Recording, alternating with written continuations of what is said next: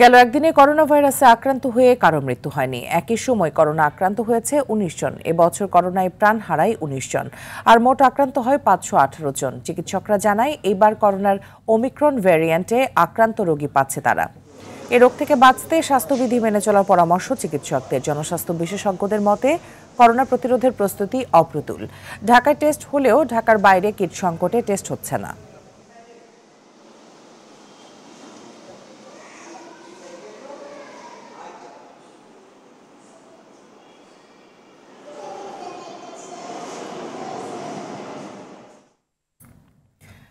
রাজধানী মহাখালী ডিএনসিসি হাসপাতাল থেকে এখন সরাসরি যুক্ত হচ্ছেন আমাদের সহকর্মী দীপ্ত চন্দ্র পাল।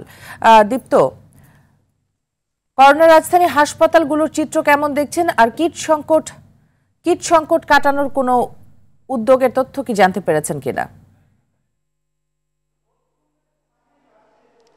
মিতু, আপনি যেমনটি বলছিলেন, এই মহাখালী ডিএনসিসি হাসপাতালে 9 জন ভর্তি ছিল, মাত্রই একজন নতুন রোগী আসলো। এখন পর্যন্ত 10 জন চিকিৎসা নিচ্ছে এবং সবশেষ তথ্য যদি বলি, এই হাসপাতালে এই মাসে করোনায় আক্রান্ত হয়ে 3 জনের মৃত্যু হয়েছে, যার মধ্যে গতকালকে একজনের মৃত্যু হয়েছে আর বাকি 2 জন এই মাসের মধ্যেই মৃত্যু হয়েছে। এবং এই হাসপাতালে গতকালকে 7 জন চিকিৎসা নিচ্ছিলেন, আজকে কিন্তু নতুন করে 3 জন রোগী ভর্তি হয়েছেন, অর্থাৎ 10 জন এখন চিকিৎসা নিচ্ছেন।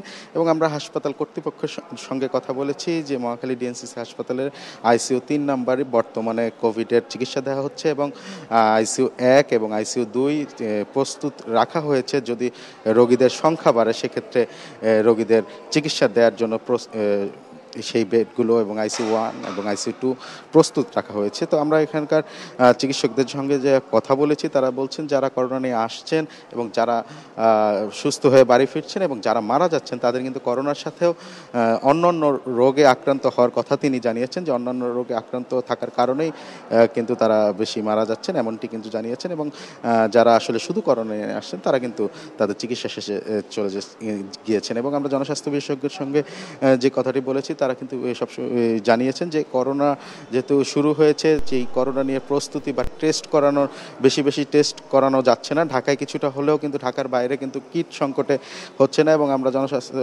স্বাস্থ্য অধিদপ্তরও খোঁজ নেওয়ার চেষ্টা করেছি, সেখান থেকে যে বলা হয়েছে কিটের চাহিদা বাড়ছে দিন দিন এবং তারা কিটের জন্য আবেদন করেছেন, হয়তো কয়েকদিনের ভিতরে কিট চলে আসবে এমনটি কিন্তু জানিয়েছেন। এবং আসলে তখন টেস্টও বাড়ানো হবে। এবং আপনি জানেন যে যত টেস্ট বাড়বে ততই কিন্তু করোনা শনাক্ত আছে কিনা সেটি কিন্তু জানা যাবে। এবং আমরা হাসপাতালগুলোতে দেখেছি ডক্টর চিকিৎসকরা আছেন, তারা কিন্তু তাদের সাধ্যমতো চেষ্টা করে যাচ্ছেন রোগীদের সেবা দেওয়ার জন্য। এবং ডিএনসিসিতে বর্তমানে 10 জন রোগী রয়েছেন এবং 3 জন রোগী এই মাসের মধ্যে করোনায় আক্রান্ত হয়ে মারা গেছেন। তো মিতু, এই ছিল আমার কাছে রাজধানী ডিএনসিসি হাসপাতাল থেকে সবশেষ তথ্য।